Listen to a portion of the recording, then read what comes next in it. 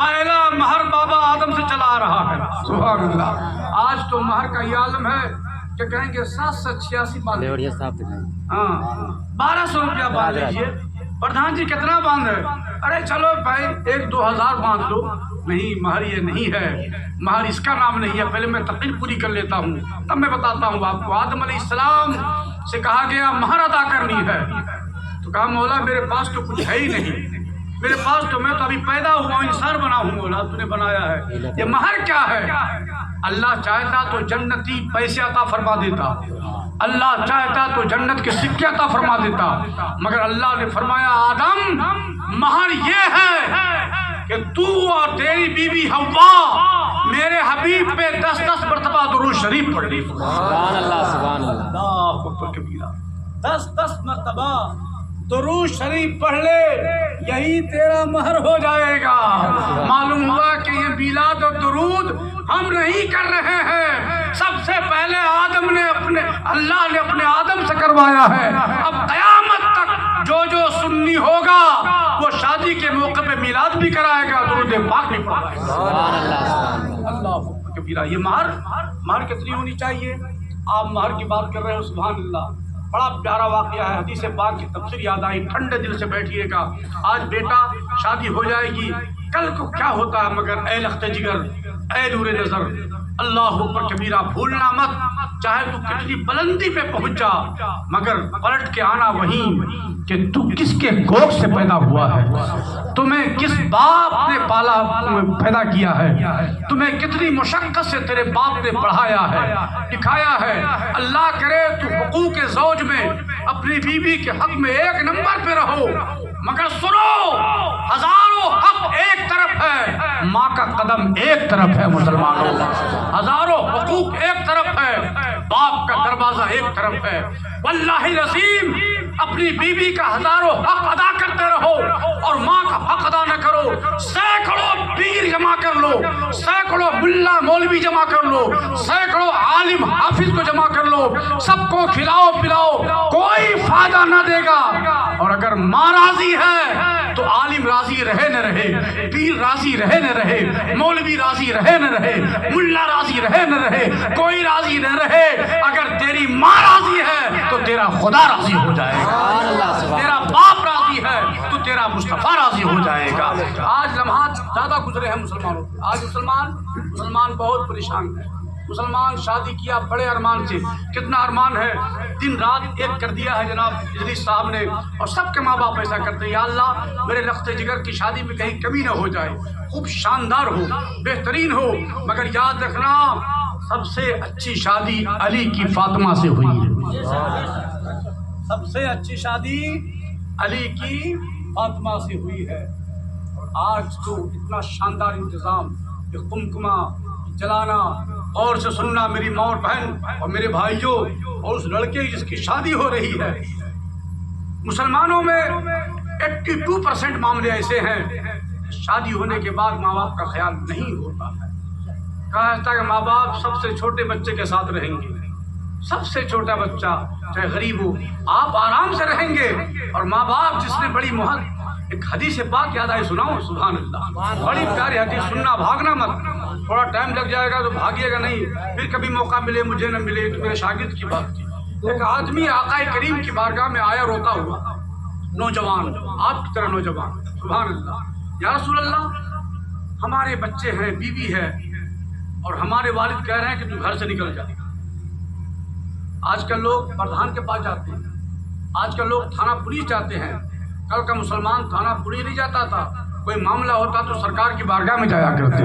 اللہ اکبر. یا رسول اللہ صلی اللہ علیہ وسلم میرے باپ کوئی غلطی میری نہیں ہے، اور کہتے میرے گھر سے نکل جا، نکل جا میرے گھر سے.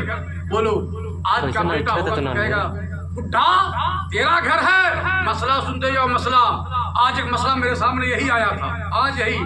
آپ بیٹا کہتا باپ سے تیرا ہی گھر ہے، میرا گھر ہے.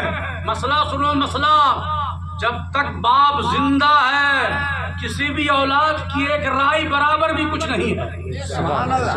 ایک رائی برابر بھی شریعت میں کچھ نہیں ہے. باپ چاہے تو پوری دولت اپنے بچے کو دے دے، مگر مالک جب تک باپ زندہ ہے بیٹا ہو نہیں سکتا ہے، 1 انچ کا مالک نہیں ہو سکتا ہے۔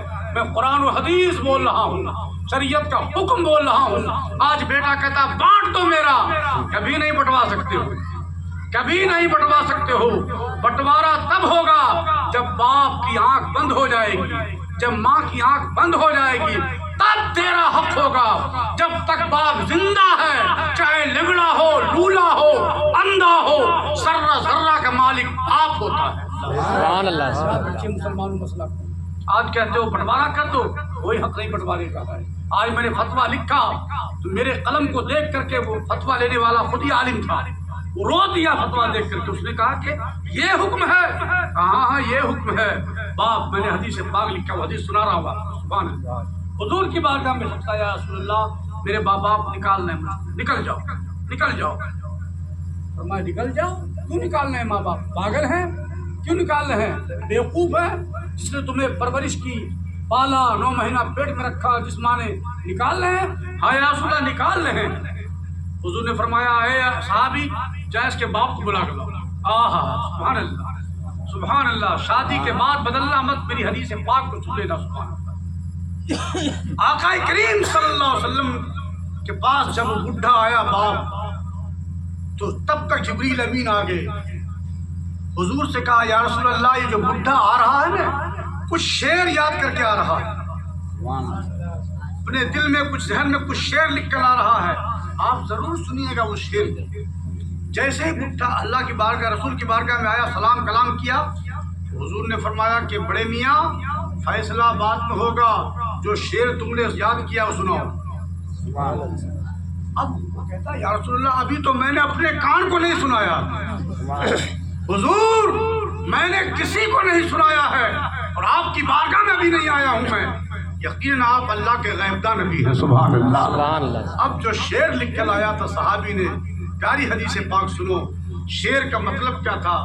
یا رسول اللہ میں غریب آدمی تھا، میرے پاس ایک ٹوٹا پھوٹا گھر تھا، ایک چھوٹا سا کمرہ تھا، دن بھر میں جنگل میں جا کے لکڑیاں کاٹتا تھا یا رسول اللہ، ایک ہی بیٹا میرے پاس تھا، چھوٹا سا تھا، 2 4 10 مہینے کا تھا اور کوئی میرا نہیں تھا، میں دن بھر جنگل میں دھوپ کی تپش میں پسینے بہا بہا کر یا رسول اللہ لکڑیاں اکٹھا کرتا تھا اور شام میں بازار میں بیچ کر آتا تھا تو گھر پہنچ کے میں پانی نہ پیتا تھا، پہلے اپنے بیٹا کو سینے سے لگا لیتا تھا یا رسول اللہ صلی اللہ علیہ وسلم۔ اللہ کے نبی میں نے بڑے پیار سے اپنے بیٹا کو پالا۔ اللہ کے نبی میں عالم یہ تھا کہ ایک ہی بستر ہماری غریبی میں تھا، ایک بستر جس پر ہم اور اس کی ماں اور بیچ میں میرا بیٹا سوتا تھا، کبھی کبھی یہ پیشاب کر دے، بستر بھیگ جائے تو اللہ کے نبی ہم بستر کو دھوتے تھے اور اس گیلے بستر پر اپنے اس بیٹے کو نہیں سونے دیتے، پوری رات اپنے سینے سے لگا کے ٹہلتے رہتے تھے،